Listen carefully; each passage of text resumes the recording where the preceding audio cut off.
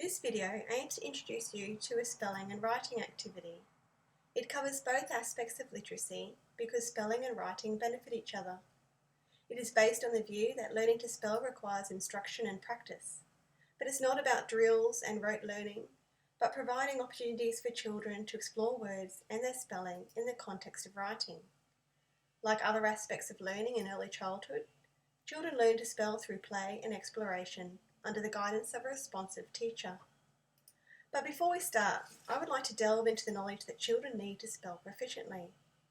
They need phonological knowledge, which is about associating sounds in spoken language with specific letter or letter combinations. Orthographic knowledge, which is the memory store of the English spelling system's rules and patterns. Morphological knowledge, which is an understanding that words are composed of morphemes, that is, the smallest units of language that convey meaning. And etymological knowledge, which is an understanding of the origin of words such as the Greek or Latin roots. In addition to this linguistic knowledge, children need a visual memory of words and their patterns.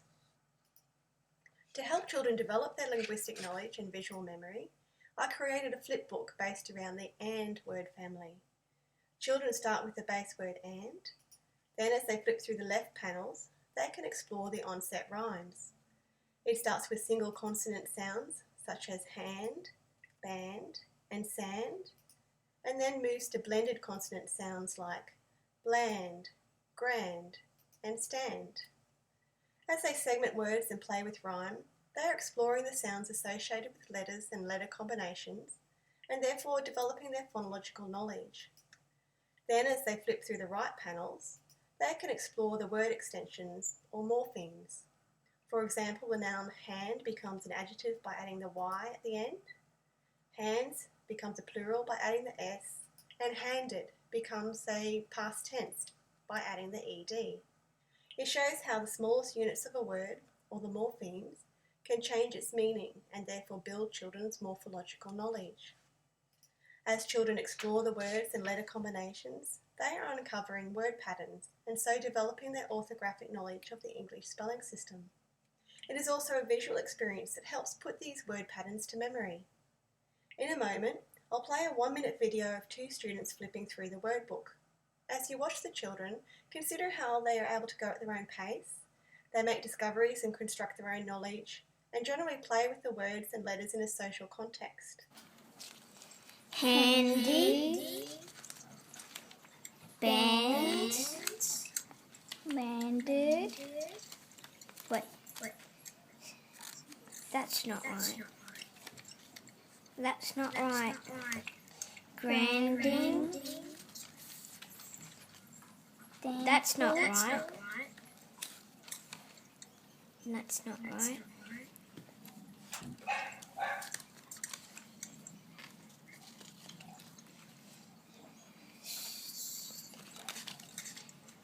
Wait, and no, go all the way back here.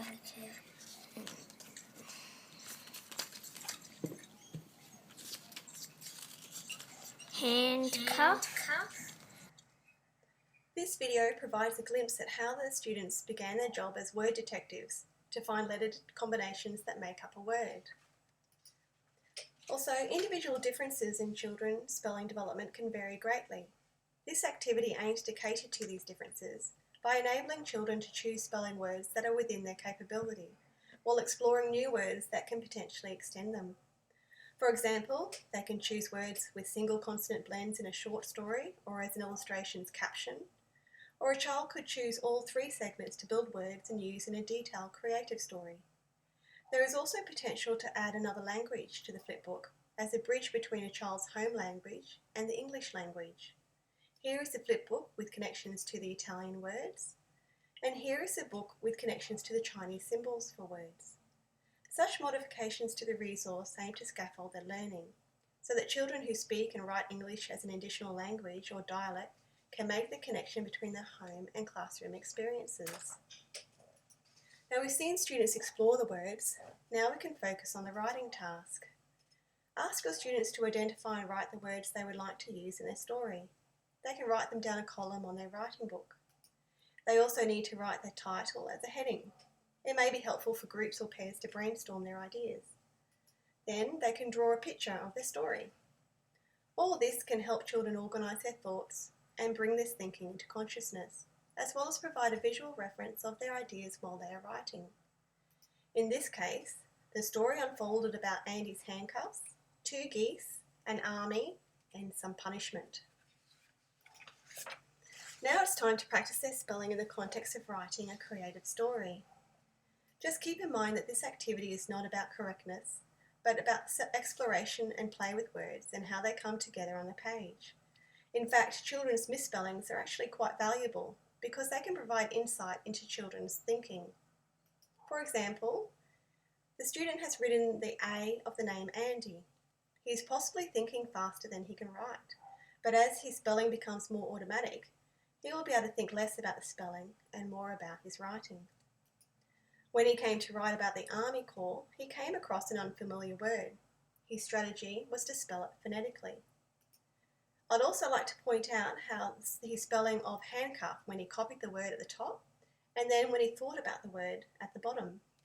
The latter provides much more insight into his thinking and how to support his spelling development. From this exercise, I wanted to illustrate how children's spelling and misspellings can help inform future instruction and possible interventions to continue to guide children's spelling development. The Australian curriculum sets content areas of teaching, including spelling, but it allows for flexibility in how you guide children's spelling development. This enables educators to better cater to the diversity of their classroom. Here are some of the Australian curriculum's key areas of Grade 2 spelling. I like to think of the curriculum as setting the learning destination, but educators having the flexibility to guide children along their individual learning journey. Basically, it's about finding a balance between the need for explicit spelling instruction, children's natural tendency to play with words and personally construct their knowledge, and the need to practice spelling through meaningful writing tasks. This activity aims to provide such a balance. I'll conclude with one final remark. Spelling is a thinking activity, not a memorising one, and this needs to be reflected in how we teach. Thank you for watching this video.